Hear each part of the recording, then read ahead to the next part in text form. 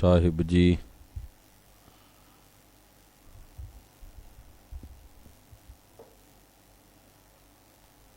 ਬਾਣੀ ਗੁਰੂ, ਗੁਰੂ ਹੈ ਬਾਣੀ।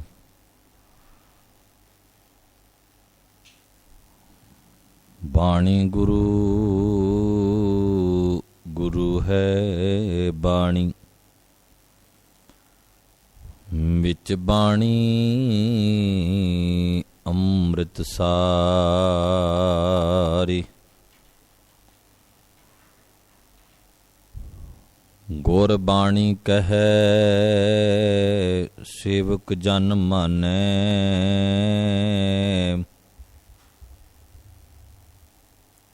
ਪ੍ਰਤੱਖ ਗੁਰੂ ਨਿਸਤਾਰੀ।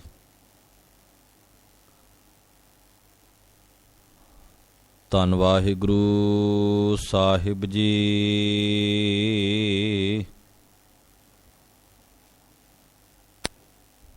ਫਰੀਦਾ ਖਿੰਥੜ ਮੇਖਾਂ ਅਗਲੀਆਂ। ਜਿੰਦ ਨਾ ਕਾਈ ਮੇਖ।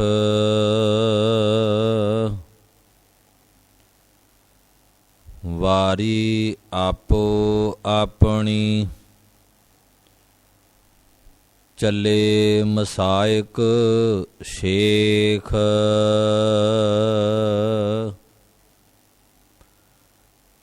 ਵਾਰੀ ਆਪੋ ਆਪਣੀ। ਚੱਲੇ ਮਸਾਇਕ ਸ਼ੇਖ।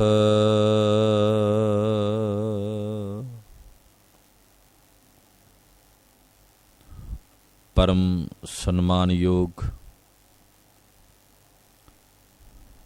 ਦੀਨ ਦੁਨੀ ਦੇ ਮਾਲਕ, ਹਾਜ਼ਰਾ ਹਜ਼ੂਰ ਸਰਬ ਕਲਾ ਭਰਪੂਰ, ਨਾਮ ਬਾਣੀ ਕੇ ਬੋਹਿਤ ਹਾਲਤ ਪਲਤ ਸਵਾਰ ਦੇਣ ਵਾਲੇ ਗਰੀਬ ਨਵਾਜ, ਧੰਨ ਧੰਨ ਸਾਹਿਬ ਸ੍ਰੀ ਗੁਰੂ ਗ੍ਰੰਥ ਸਾਹਿਬ ਸੱਚੇ ਪਾਤਸ਼ਾਹ, ਤਿਨਾਂ ਦੀ ਪਾਵਨ ਪਵਿੱਤਰ ਹਜ਼ੂਰੀ ਅੰਦਰ ਸੱਜ ਬੈਠੇ ਗੁਰੂ ਪਿਆਰੇ, ਗੁਰੂ ਸਵਾਰੇ, ਸਤਿਕਾਰਯੋਗ ਸਤ ਸੰਗੀ ਜਨੋ, ਅਕਾਲ ਪੁਰਖ ਵਾਹਿਗੁਰੂ ਜੀ ਦੀ ਅਪਾਰ ਬਖਸ਼ਿਸ਼ ਕਿਰਪਾ ਦਾ ਸਦਕਾ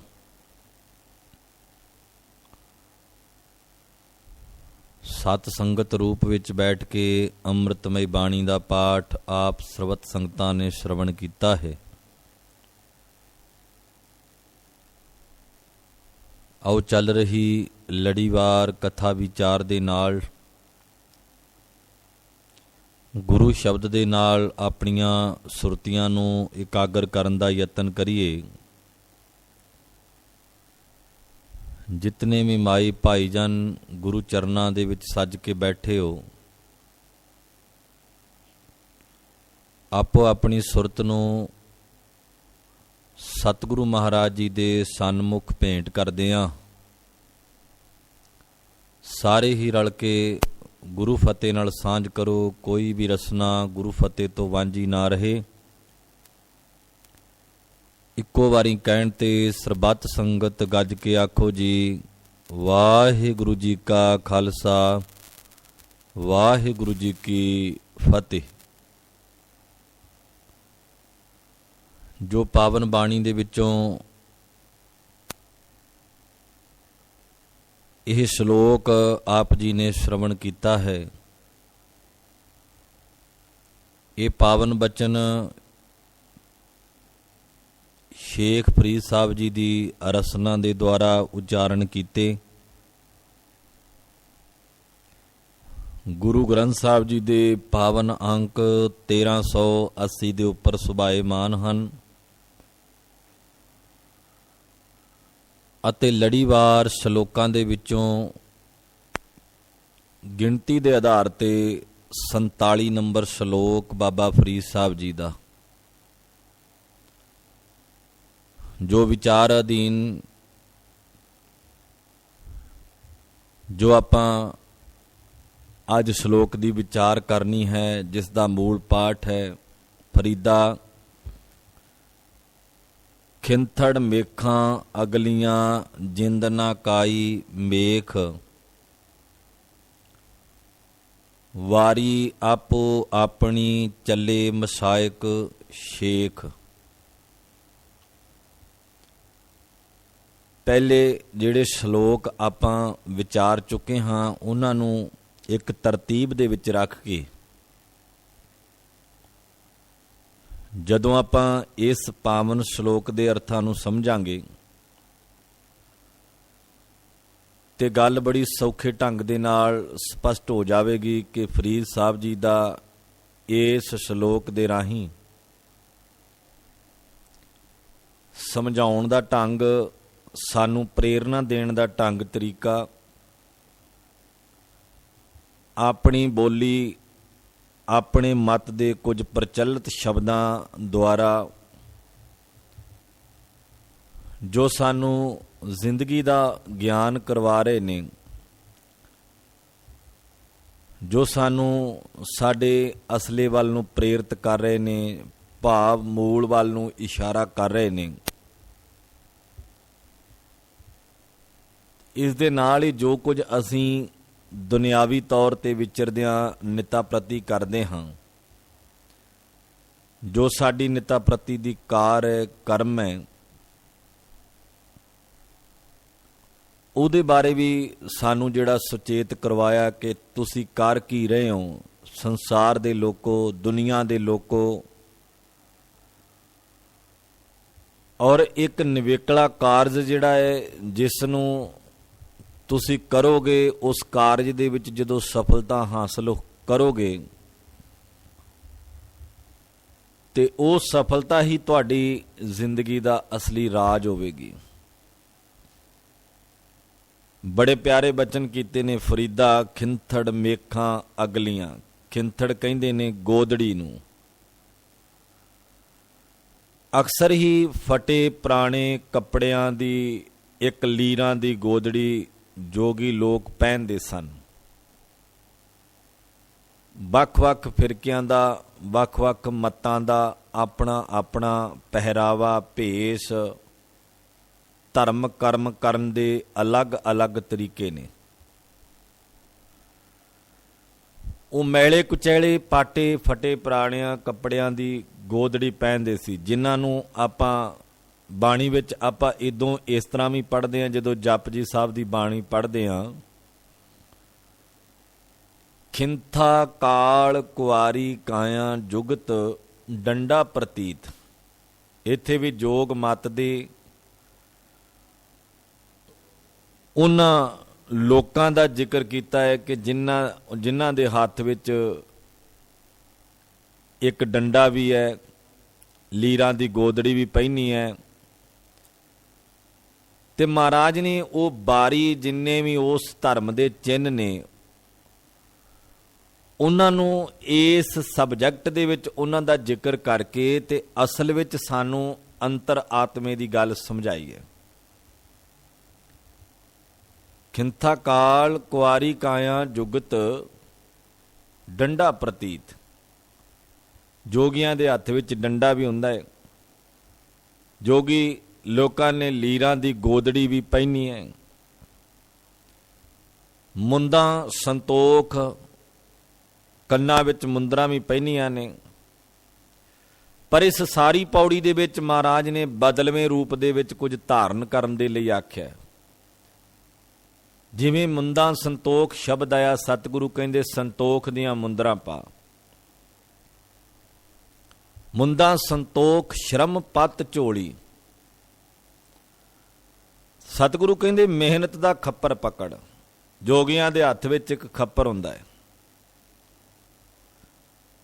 ਜਦੋਂ ਅਸੀਂ ਸਾਰੀ ਬਾਣੀ ਨੂੰ ਧਿਆਨ ਵਿੱਚ ਰੱਖ ਕੇ ਪੜਾਂਗੇ ਤੇ ਬਹੁਤ ਸਾਰੇ ਧਾਰਮਿਕ ਲੋਕਾਂ ਦੇ ਕਰਮ ਧਰਮ ਦੇ ਵਿੱਚੋਂ ਮਹਾਰਾਜ ਨੇ ਉਦਾਹਰਨਾਂ ਦੇ ਕੇ ਅੰਤਰ ਆਤਮੇ ਦੀ ਗੱਲ ਸਮਝਾਈ ਹੈ, ਜਾਂ ਸਾਡਾ ਕਰਮ ਸੁਧਾਰਨ ਦੀ ਗੱਲ ਕੀਤੀ ਹੈ। ਜਿਸ ਦੇ ਕਰਮ ਦੇ ਵਿੱਚ ਸਪਸ਼ਟਤਾ ਹੋ ਜਾਵੇ, ਜਿਹਦਾ ਕਰਮ ਸੁਧਰ ਜਾਵੇ, ਕਰਮ ਦੀ ਸ਼ੁੱਧਤਾ ਬਣ ਜਾਵੇ, ਉਹ ਮਾਲਕ ਦੇ ਦਰ ਤੇ ਪ੍ਰਵਾਨ ਹੋ ਜਾਂਦਾ ਹੈ। ਜਿਸ ਬੰਦੇ ਦੇ ਕਰਮ ਦੇ ਵਿੱਚ ਕਿਤੇ ਨਾ ਕਿਤੇ ਦੁਰਗੰਧ ਆਉਂਦੀ ਹੈ, ਮੈਲ ਹੈ, ਮਲੀਨਤਾ ਹੈ ਕਰਮ ਦੇ ਵਿੱਚ, ਜਿਸ ਵਿਅਕਤੀ ਦੇ ਕਰਮ ਹੀ ਮਲੀਨ ਹਨ, ਤੇ ਮਹਾਰਾਜ ਕਹਿੰਦੇ ਉਹ ਮਾਲਕ ਦੇ ਦਰ ਤੇ ਕਦੇ ਪ੍ਰਵਾਨ ਨਹੀਂ ਹੁੰਦਾ। ਖੋਟੇ ਸਿੱਕੇ ਕਦੇ ਵਪਾਰੀਆਂ ਦੇ ਕੋਲ ਨਹੀਂ ਚੱਲਦੇ, ਨਕਲੀ ਗਹਿਣੇ ਕਦੇ ਸੁਨਿਆਰ ਦੀ ਦੁਕਾਨ ਤੇ ਨਹੀਂ ਮਿਲਣਗੇ ਤੁਹਾਨੂੰ। ਤੇ ਜੇ ਕੋਈ ਬੰਦਾ ਸੁਨਿਆਰ ਦੇ ਕੋਲ ਨਕਲੀ ਗਹਿਣੇ ਲੈ ਕੇ ਚਲਿਆ ਵੀ ਜਾਵੇ, ਉਹਨੂੰ ਭਾਉਂਦੇ ਵਾਪਸ ਮੁੜਨਾ ਪੈਂਦਾ, ਕਿਉਂਕਿ ਸੁਨਿਆਰ ਨਕਲੀ ਗਹਿਣਿਆਂ ਦਾ ਵਪਾਰੀ ਨਹੀਂ ਹੈ।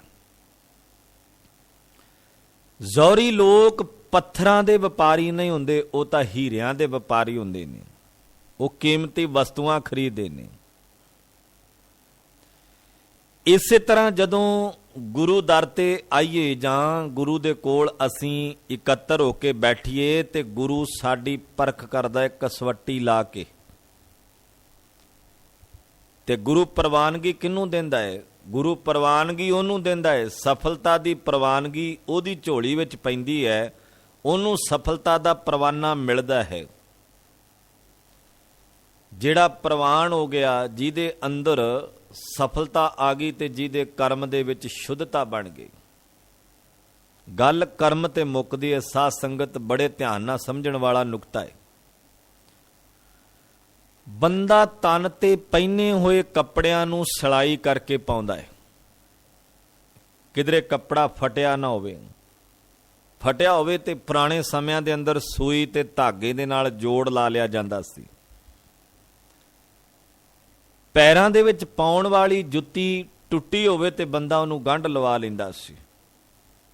ਕੱਪੜਾ ਤਨ ਤੇ ਪਹਿਨਿਆ ਫਟਿਆ ਹੋਵੇ ਤੇ ਉਹਨੂੰ ਸੂਈ ਤੇ ਧਾਗੇ ਨਾਲ ਜੋੜ ਲਿਆ ਜਾਂਦਾ ਸੀ। ਅਕਸਰ ਹੀ ਆਪਾਂ ਦੇਖਦੇ ਹਾਂ, ਕਿਸੇ ਟੇਲਰ ਦੇ ਕੋਲ, ਕਿਸੇ ਦਰਜੀ ਦੇ ਕੋਲ ਜਦੋਂ ਅਸੀਂ ਕੱਪੜਾ ਸਿਲਾਈ ਕਰਨ ਵਾਸਤੇ ਦਿੰਨੇ ਹਾਂ, ਪਹਿਲਾਂ ਉਸ ਕੱਪੜੇ ਨੂੰ ਸਾਡੇ ਸਾਹਮਣੇ ਉਹਦੀ ਜਖਣਾ ਪੱਟ ਦਿੰਦਾ, ਲੀਰਾਂ ਕਰ ਦਿੰਦਾ ਹੈ ਕੈਂਚੀ ਦੇ ਨਾਲ। ਔਰ ਉਸ ਤੋਂ ਬਾਅਦ ਕੀ ਕਰਦਾ ਹੈ? ਉਹਨੂੰ ਸਹਿਜੇ ਸੂਈ ਤੇ ਧਾਗੇ ਦੇ ਨਾਲ ਉਹਨੂੰ ਜੋੜ ਕੇ ਇੱਕ ਸੋਹਣੇ ਵਧੀਆ ਕਮੀਜ਼ ਦਾ ਰੂਪ ਦੇ ਦਿੰਦਾ ਹੈ, ਸੋਹਣਾ ਰੂਪ ਦੇ ਦਿੰਦਾ ਹੈ। ਗੱਲ ਗੌਰ ਨਾਲ ਸਮਝਣ ਵਾਲੀ ਹੈ। ਪਹਿਲੋਂ ਕੱਪੜੇ ਨੂੰ ਲੀਰਾਂ ਕੀਤਾ, ਲੀਰਾਂ ਕਰਨ ਤੋਂ ਬਾਅਦ ਉਹਨੇ ਜੋੜ ਦਿੱਤਾ ਤੇ ਉਹ ਕਿਸੇ ਦਾ ਤਨ ਕੱਜਣ ਦੇ ਕੰਮ ਆ ਗਿਆ। ਕਿਸੇ ਦੇ ਤਨ ਤੇ ਪਹਿਨਿਆ ਹੋਇਆ ਹੁਣ ਸੁੰਦਰ ਲੱਗਦਾ ਉਹੀ ਕੱਪੜਾ। ਸੁੰਦਰ ਉਦੋਂ ਲੱਗਾ ਜਦੋਂ ਜੁੜ ਗਿਆ ਹੈ, ਜਦੋਂ ਫਟਿਆ ਹੋਇਆ ਸੀ ਉਦੋਂ ਸੁੰਦਰ ਨਹੀਂ ਸੀ ਲੱਗਦਾ। ਜਦੋਂ ਲੀਰਾਂ ਬਣ ਚੁੱਕਿਆ ਸੀ ਉਦੋਂ ਠੀਕ ਨਹੀਂ ਸੀ ਲੱਗਦਾ। ਹੁਣ ਠੀਕ ਉਦੋਂ ਲੱਗਣ ਲੱਗਾ ਜਦੋਂ ਸੂਈ ਤੇ ਧਾਗੇ ਦੇ ਨਾਲ ਉਹਨੂੰ ਜੋੜ ਦਿੱਤਾ ਗਿਆ। ਜਿਹੜੇ ਬਹੁਤ ਸਾਰੇ ਧਾਰਮਿਕ ਲੋਕ ਸਨ ਉਸ ਵਕਤ ਦੇ, ਕਰਦੇ ਕੀ ਸਨ? ਲੀਰਾਂ ਦੀ ਗੋਦੜੀ ਪਹਿਨਦੇ ਸਨ, ਉਹਨਾਂ ਨੂੰ ਟਾਂਕੇ ਲਾਉਂਦੇ ਸਨ, ਟਾਂਕੇ ਲਾ ਕੇ ਥਾਂ ਤੇ ਜੋੜ ਲਾ ਕੇ ਉਹ ਲੀਰਾਂ ਦੀ ਗੋਦੜੀ ਜਿਹੜੀ ਹੈ ਪਹਿਨਦੇ ਸਨ। ਬਾਬਾ ਫਰੀਦ ਸਾਹਿਬ ਜੀ ਨੇ ਵੇਖਿਆ ਵੀ ਇਹਨੂੰ ਬੜੇ ਟਾਂਕੇ ਲੱਗੇ ਹੋਏ ਨੇ, ਥਾਂ ਤੋਂ ਗੰਢ ਲੱਗੇ ਹੋਏ ਨੇ, ਥਾਂ ਤੋਂ ਜੋੜਿਆ ਹੋਇਆ ਸੂਈ ਤੇ ਧਾਗੇ ਦੇ ਨਾਲ। ਇਹ ਥਾਂ ਤੋਂ ਜੁੜੀ ਹੋਣ ਕਰਕੇ ਲੀਰਾਂ ਦੀ ਗੋਦੜੀ ਦੀ ਕੋਈ ਬੁਨਿਆਦ ਹੈ। ਕੁਝ ਸਮਾਂ ਕੱਢ ਜਾਵੇਗੀ, ਕੁਝ ਸਮਾਂ ਹੰਡ ਜਾਵੇਗੀ। ਪਰ ਬਾਬਾ ਫਰੀਦ ਸਾਹਿਬ ਜੀ ਨੇ ਉਸ ਲੀਰਾਂ ਦੀ ਗੋਦੜੀ ਦੀ ਐਗਜ਼ਾਮਪਲ ਦੇ ਕੇ ਇਉਂ ਆਖਿਆ ਵੀ ਜੇ ਇਸ ਲੀਰਾਂ ਦੀ ਗੋਦੜੀ ਨੂੰ ਇੰਨੇ ਟਾਂਕੇ ਲਾ ਲੇ, ਇੰਨਾ ਜੋੜ ਕੇ ਰੱਖਿਆ ਹੀ, ਇਹਦੀ ਤਾਂ ਬੁਨਿਆਦ ਕੋਈ ਹੈ, ਪਰ ਜ਼ਿੰਦਗੀ ਦਾ ਤਾਂ ਇੱਕ ਵੀ ਟਾਂਕਾ ਨਹੀਂ ਤੂੰ ਲਾਇਆ, ਇਹਨੂੰ ਤਾਂ ਜੋੜ ਕੇ ਨਹੀਂ ਰੱਖਿਆ, ਤਾਂ ਟੁੱਟੀ ਫਿਰਦੀ ਹੈ। ਇਹ ਤਾਂ ਖਿਲਰਿਆ ਫਿਰਦਾ ਤੇਰੇ ਜ਼ਿੰਦਗੀ ਦਾ ਸਿਸਟਮ। ਜੀਵਨ ਪੱਖ ਤੋਂ ਤੂੰ ਫਟਿਆ ਹੋਇਆ ਹੈ, ਟੁੱਟਿਆ ਹੋਇਆ ਹੈ, ਪਰ ਲੀਰਾਂ ਦੀ ਪਹਿਨੀ ਹੋਈ ਗੋਦੜੀ ਤੇਰੀ ਦੱਸਦੀ ਹੈ ਵੀ ਇਹਦੀ ਕੋਈ ਨਾ ਕੋਈ ਬੁਨਿਆਦ ਹੈ, ਪਰ ਤੇਰੀ ਕੋਈ ਬੁਨਿਆਦ ਨਹੀਂ ਹੈ। ਫਰੀਦਾ ਖਿੰਥੜ ਮੇਖਾਂ ਅਗਲੀਆਂ। ਅਕਸਰ ਦੇਖਦੇ ਹਾਂ ਵੀ ਲੱਕੜ ਨੂੰ ਜੋੜਨਾ ਹੋਵੇ ਤੇ ਮੇਖਾਂ ਦੇ ਨਾਲ ਜੋੜਦੇ ਨੇ। ਹਥੌੜੀ ਦੇ ਨਾਲ ਲੈ ਕੇ ਮੇਖ ਰੱਖ ਕੇ ਤੇ ਲੱਕੜ ਨੂੰ ਦੂਜੀ ਲੱਕੜ ਨਾਲ ਜੋੜ ਦਿੱਤਾ ਜਾਂਦਾ ਤੇ ਜੁੜਨ ਕਰਕੇ ਦੂਜੀ ਲੱਕੜ ਦੀ ਮਜ਼ਬੂਤੀ ਵੀ ਬਣ ਜਾਂਦੀ ਹੈ, ਤਾਕਤ ਦੁੱਗਣੀ ਹੋ ਜਾਂਦੀ ਹੈ। ਤੇ ਜੋੜ ਪੈਂਦਾ ਹੈ ਉਹਨੂੰ ਮੇਖਾਂ ਦੇ ਨਾਲ, ਉਹ ਮੇਖਾਂ ਲਾ ਕੇ ਉਹਨੂੰ ਜੋੜ ਪਾਇਆ ਜਾਂਦਾ ਹੈ। ਜਦੋਂ ਦੋ ਫੱਟੀਆਂ ਆਪਸ ਵਿੱਚ ਜੁੜ ਜਾਣ ਉਹਨਾਂ ਦੀ ਤਾਕਤ ਦੁੱਗਣੀ ਬਣ ਜਾਂਦੀ ਹੈ ਤੇ ਦੁੱਗਣੀ ਤਾਕਤ ਦੇ ਵਿੱਚ ਸਹਾਇਤਾ ਕੀਤੀ ਹੈ ਉਹਨਾਂ ਮੇਖਾਂ ਨੇ, ਜਿਨ੍ਹਾਂ ਨੇ ਉਹਨਾਂ ਨੂੰ ਜੋੜ ਦਿੱਤਾ ਹੈ। ਲੱਕੜ ਦੀ ਤਾਕਤ ਦੁੱਗਣੀ ਬਣ ਗਈ, ਜੁੜੀਆਂ ਨੇ ਮੇਖਾਂ ਦੇ ਨਾਲ, ਮੇਖਾਂ ਉਹਦੇ ਵਿੱਚ ਲੱਗੀਆਂ ਨੇ, ਉਹਨਾਂ ਨੂੰ ਆਪਸ ਵਿੱਚ ਜੋੜ ਦਿੱਤਾ, ਪਾਵਰਫੁੱਲ ਲੱਕੜ ਬਣ ਗਈ ਹੈ। ਹੁਣ ਉਹਦੀ ਤਾਕਤ ਦੁੱਗਣੀ ਬਣ ਗਈ ਹੈ। ਸਤਿਗੁਰੂ ਮਹਾਰਾਜ ਨੇ ਇਹ ਸ਼ਬਦ ਬਾਣੀ ਵਿੱਚ ਵਰਤੇ ਨੇ, ਫਰੀਦਾ ਖਿੰਥੜ ਮੇਖਾਂ ਅਗਲੀਆਂ, ਜਿੰਦ ਨਾ ਕਾਈ ਮੇਖ। ਕਹਿੰਦੇ ਲੀਰਾਂ ਦੀ ਗੋਦੜੀ ਨੂੰ ਤੂੰ ਥਾਂ ਥਾਂ ਤੋਂ ਟਾਂਕੇ ਲਾ ਦਿੱਤੇ, ਥਾਂ ਥਾਂ ਤੋਂ ਤੋਪੇ ਲਾ ਦਿੱਤੇ ਨੇ, ਥਾਂ ਥਾਂ ਤੋਂ ਇਹਨੂੰ ਗੰਢ ਲਾ ਦਿੱਤੇ ਨੇ ਸੂਈ ਤੇ ਧਾਗੇ ਨਾਲ, ਪਰ ਜਿੰਦ ਨਾ ਕਾਈ ਮੇਖ, ਜਿੰਦ ਤੇਰੀ ਕਮਜ਼ੋਰ, ਇਹਨੂੰ ਇੱਕ ਵੀ ਮੇਖ ਨਹੀਂ ਲੱਗੀ। ਜਿੰਦ ਵੱਲ ਤੂੰ ਧਿਆਨ ਨਹੀਂ ਦਿੱਤਾ, ਜਿੰਦ ਤਾਂ ਤੇਰੀ ਅੰਤਰ ਆਤਮੇ ਤੋਂ ਤਾਂ ਤੂੰ ਟੁੱਟਿਆ ਹੋਇਆ ਹੈ, ਇਹਨੂੰ ਇੱਕ ਵੀ ਮੇਖ ਨਹੀਂ ਲੱਗੀ, ਇੱਕ ਵੀ ਵਾਰੀ ਤੂੰ ਧਿਆਨ ਨਹੀਂ ਦਿੱਤਾ ਵੀ ਇਹਨੂੰ ਵੀ ਗੰਢ ਲਾ ਲਵਾਂ, ਇਹਨੂੰ ਵੀ ਜੋੜ ਲਵਾਂ ਮਾਲਕ ਦੇ ਨਾਲ। ਜਿੰਦ ਨਾ ਕਾਈ ਮੇਖ। ਤੇ ਨਾਲ ਸੁਚੇਤ ਕਰਦਿਆਂ ਇੱਕ ਬਚਨ ਹੋਰ ਆਖ ਦਿੱਤਾ, ਵਾਰੀ ਆਪੋ ਆਪਣੀ ਚੱਲੇ ਮਸਾਇਕ ਸ਼ੇਖ। ਫਰੀਦ ਸਾਹਿਬ ਕਹਿੰਦੇ ਵੇਖ ਸਮਾਂ ਬਹੁਤਾ ਨਹੀਂ ਤੇਰੇ ਕੋਲ, ਆਪਣੀ ਆਪਣੀ ਵਾਰੀ ਦੇ ਨਾਲ ਬੜੇ ਸ਼ੇਖ ਇਥੋਂ ਤੁਰ ਗਏ ਨੇ। ਮਸਾਇਕ ਸ਼ੇਖ ਦਾ ਅਰਥ ਹੈ ਬੜੇ ਬੜੇ ਸ਼ੇਖ ਜਿਹੜੇ ਸੀ ਉਹ ਇਸ ਦੁਨੀਆ ਤੋਂ ਅਲਵਿਦਾ ਕਹਿ ਗਏ ਨੇ। ਬਹੁਤ ਵੱਡੇ ਵੱਡੇ ਜਿਹੜੇ ਚਾਤਰ, ਚਲਾਕ, ਸਿਆਣੇ, ਧਨੀ, ਧਰਮਾਤਮਾ, ਰਾਜੇ, ਬਾਦਸ਼ਾਹ, ਲਾਹੋ ਲਸ਼ਕਰ ਵਾਲੇ, ਆਪਣੇ ਆਪ ਨੂੰ ਖੁਦਾ ਦਾ ਰੂਪ ਦੱਸਣ ਵਾਲੇ ਵੀ ਇਸ ਸੰਸਾਰ ਤੋਂ ਰੁਖਸਤ ਹੋ ਗਏ ਨੇ। ਚੱਲੇ ਮਸਾਇਕ ਸ਼ੇਖ। ਭਗਤ ਰਵਿਦਾਸ ਸਾਹਿਬ ਜੀ ਦਾ ਇੱਕ ਬਚਨ ਆਪਾਂ ਪੜ੍ਹਦੇ ਹਾਂ। ਭਗਤ ਰਵਿਦਾਸ ਸਾਹਿਬ ਜੀ ਨੇ ਬੜੇ ਪਿਆਰ ਦੇ ਨਾਲ ਇਹ ਗੱਲ ਸਮਝਾਈ ਹੈ। ਕਹਿੰਦੇ ਜਨਮ ਸਿਰਾਨੋ ਪੰਥ ਨਾ ਸਮਾਰਾ। ਜਨਮ ਸਿਰਾਨੋ ਦਾ ਅਰਥ ਹੈ ਜਨਮ ਬੀਤਦਾ ਜਾ ਰਿਹਾ। ਜਦੋਂ ਤੋਂ ਤੂੰ ਜਨਮ ਲਿਆ ਹੈ ਨਾ, ਸਾਹਾਂ ਦੀ ਪੂੰਜੀ ਤੂੰ ਉਦੋਂ ਤੋਂ ਵਰਤਣੀ ਸ਼ੁਰੂ ਕੀਤੀ ਹੈ। ਜਦ ਮਾਂ ਦੇ ਗਰਭ ਅੰਦਰ ਤੇਰੀ ਹੋਂਦ ਬਣਨੀ ਸ਼ੁਰੂ ਹੋਈ ਸੀ ਨਾ, ਜਦੋਂ ਤੇਰੇ ਅੰਦਰ ਸਾਹਾਂ ਦੀ ਪ੍ਰਕਿਰਿਆ ਚੱਲ ਗਈ, ਉਸ ਦਿਨ ਤੋਂ ਤੂੰ ਆਪਣੀ ਪੂੰਜੀ ਨੂੰ ਵਰਤਣਾ ਆਰੰਭ ਕਰ ਦਿੱਤਾ ਹੈ। ਜਦੋਂ ਤੂੰ ਸਾਹ ਲੈਣੇ ਸ਼ੁਰੂ ਕਰ ਦਿੱਤੇ ਨਾ, ਸਮਝ ਲਾ ਵੀ ਤੇਰੇ ਸਵਾਸਾਂ ਦੀ ਪੂੰਜੀ ਉਸ ਦਿਨ ਤੋਂ ਖਰਚ ਹੋਣੀ ਆਰੰਭ ਹੋ ਗਈ। ਜਨਮ ਸਿਰਾਨੋ, ਜਨਮ ਬੀਤਦਾ ਜਾ ਰਿਹਾ ਹੈ, ਸਮਾਂ ਲੰਘਦਾ ਜਾ ਰਿਹਾ ਹੈ। ਕਦੀ ਸਮਾਂ ਰੁਕਿਆ ਥੋੜੀ ਹੈ। ਕੋਈ ਇਦਾਂ ਦਾ ਯਤਨ ਕਰੇ ਮੈਂ ਸਮੇਂ ਨੂੰ ਰੋਕ ਲਵਾਂ, ਸਮਾਂ ਰੁਕਦਾ ਨਹੀਂ ਹੈ। ਸਮਾਂ ਆਪਣੀ ਚਾਲ ਦੇ ਨਾਲ ਚੱਲਦਾ ਹੈ। ਬਹੁਤ ਵੱਡੇ ਵੱਡੇ ਐਸੇ ਧਨੀ ਤੇ ਧਰਮਾਤਮਾ ਅਖਵਾਉਣ ਵਾਲੇ ਜਿਹੜੇ ਸਮੇਂ ਨੂੰ ਵੀ ਰੋਕਣ ਦਾ ਯਤਨ ਕਰਦੇ ਸੀ, ਪਰ ਸਮਾਂ ਰੁਕਿਆ ਨਾ, ਆਪਣੀ ਚਾਲ ਨਾਲ ਤੁਰਿਆ ਜਾਂਦਾ ਹੈ। ਸਮੇਂ ਨੂੰ ਲੋਕ ਯਾਦ ਕਰਦੇ ਨੇ, ਉਹ ਚੰਗੇ ਸਮੇਂ ਹੁੰਦੇ ਸੀ। ਇਦਾਂ ਦੀਆਂ ਗੱਲਾਂ ਕਰਕੇ ਆਪਣੇ ਆਪ ਨੂੰ ਹੌਸਲਾ ਦਿੰਦੇ ਨੇ ਬਹੁਤ ਸਾਰੇ ਲੋਕ। ਸਮੇਂ ਚੰਗੇ ਹੁੰਦੇ ਸੀ, ਸਮਾਂ ਮਾੜਾ ਆ ਗਿਆ। ਸਮਾਂ ਮਾੜਾ ਨਹੀਂ ਹੈ, ਸਮਾਂ ਆਪਤੇ ਆਪਣੀ ਚਾਲ ਨਾਲ ਚੱਲ ਰਿਹਾ ਹੈ। ਮਾੜੀ ਸੋਚ ਹੈ, ਬਿਰਤੀ ਹੈ, ਮਨੁੱਖ ਦਾ ਕਰਮ ਮਾੜਾ ਹੈ, ਮਨੁੱਖ ਦੇ ਕੰਮ ਮਾੜੇ ਨੇ। ਸਮਾਂ ਕੋਈ ਵੀ ਮਾੜਾ ਨਹੀਂ। ਜਦੋਂ ਗੁਰੂ ਸੰਗਤ ਵਿੱਚ ਬੈਠਦੇ ਹੋ, ਸਮਾਂ ਮਾੜਾ ਥੋੜੀ ਹੈ। ਸਮਾਂ ਤਾਂ ਜ਼ਿੰਦਗੀ ਦਾ ਹਰ ਇੱਕ ਉਹ ਸੁਹਾਵਣਾ ਹੈ, ਸਫਲਾ ਹੈ, ਜਿਹਨੂੰ ਅਸੀਂ ਗੁਰੂ ਲੇਖੇ ਲਾ ਦਿੰਦੇ ਹਾਂ। ਜਿਹੜੇ ਸਮੇਂ ਨੂੰ ਅਸੀਂ ਗੁਰੂ ਚਰਨਾਂ ਵਿੱਚ ਬੈਠ ਕੇ ਬਤੀਤ ਕਰੀਏ, ਗੁਰੂ ਯਾਦ ਵਿੱਚ ਬਤੀਤ ਕਰੀਏ, ਉਹ ਸਮਾਂ ਮਾੜਾ ਥੋੜੀ ਹੈ। ਸਮਾਂ ਤੇ ਉਹ ਮਾੜਾ ਹੈ ਜਿਸ ਵਕਤ ਅਸੀਂ ਆਪਣੇ ਮੂਲ ਨਾਲੋਂ ਟੁੱਟ ਕੇ ਆਪਣੇ ਗੁਰੂ ਵੱਲ ਪਿੱਠ ਕਰਕੇ ਗੁਰੂ ਤੋਂ ਉਲਟ ਜਾ ਕੇ ਕਰਮ ਕਰੀਏ। ਸਮਾਂ ਸਾਨੂੰ ਇਉਂ ਲੱਗਦਾ ਮਾੜਾ, ਪਰ ਉੱਥੇ ਵੀ ਸਾਡਾ ਕਰਮ ਮਾੜਾ ਹੁੰਦਾ ਹੈ। ਸਮਾਂ ਕਦੇ ਮਾੜਾ ਨਹੀਂ। ਸਮੇਂ ਦੀ ਵਰਤੋਂ ਕਰਕੇ ਵੇਖੀਏ, ਸਮਾਂ ਮਾੜਾ ਨਹੀਂ। ਸਮੇਂ ਦੀ ਸੰਭਾਲ ਕਰਕੇ ਵੇਖੀਏ, ਸਮੇਂ ਦੀ ਕਦਰ ਕਰੀਏ, ਕਦਰਦਾਨ ਬਣੀਏ ਸਮੇਂ ਦੇ। ਇੱਕ ਇੱਕ ਪਲ ਬੜਾ ਕੀਮਤੀ ਹੈ ਜ਼ਿੰਦਗੀ ਦਾ, ਇਹਦੀ ਕਦਰ ਕਰੀਏ। ਜਿੰਨਾ ਕੁ ਸਮਾਂ ਸਾਨੂੰ ਮਿਲਿਆ ਇਹਨੂੰ ਸੰਭਾਲ ਲਈਏ। ਕਿਹੜੇ ਢੰਗ ਨਾਲ ਸੰਭਾਲਣਾ? ਭਗਤ ਰਵਿਦਾਸ ਸਾਹਿਬ ਕਹਿੰਦੇ, ਜਨਮ ਸਿਰਾਨੋ ਪੰਥ ਨਾ ਸਮਾਰਾ। ਮੈਂ ਅਰਜ਼ ਕਰ ਰਿਹਾ ਸੀ, ਸਮਾਂ ਕਦੇ ਰੁਕਿਆ ਨਹੀਂ। ਭਾਈ ਸਾਹਿਬ ਭਾਈ ਵੀਰ ਸਿੰਘ ਕਹਿੰਦੇ ਨੇ, ਆਪਣੀ ਇੱਕ ਕਵਿਤਾ ਦੇ ਵਿੱਚ ਜ਼ਿਕਰ ਕਰਦੇ ਨੇ, ਮੈਂ ਰਹੀ ਵਾਸਤੇ ਪਾ ਸਮੇਂ ਨੇ ਇੱਕ ਨਾ ਮੰਨੀ, ਮੈਂ ਫੜ ਫੜ ਰਹੀ ਧਰੀਕ ਸਮੇਂ ਖਿਸਕਾਈ ਕੰਨੀ। ਕਹਿੰਦੇ ਮੈਂ ਸਮੇਂ ਨੂੰ ਰੋਕਣ ਦਾ ਯਤਨ ਕੀਤਾ, ਪਰ ਸਮਾਂ ਮੇਰੇ ਰੋਕਦਿਆਂ ਰੋਕਦਿਆਂ ਵੀ ਲੰਘ ਗਿਆ। ਸਮਾਂ ਰੋਕਦਿਆਂ ਰੋਕਦਿਆਂ ਲੰਘ ਗਿਆ। ਕਾਲੀ ਹੂੰ ਫੁੰਨ ਧੌਲੇ ਆਏ। ਜਦੋਂ ਕਾਲੀ ਸੀ ਨਾ ਤੇ ਉਦੋਂ ਬੰਦਾ ਸੋਚਦਾ ਸੀ ਵੀ ਚਲੋ ਮੇਰੀ ਕਿਹੜੀ ਚਿੱਟੀ ਹੋਣੀ ਹੈ।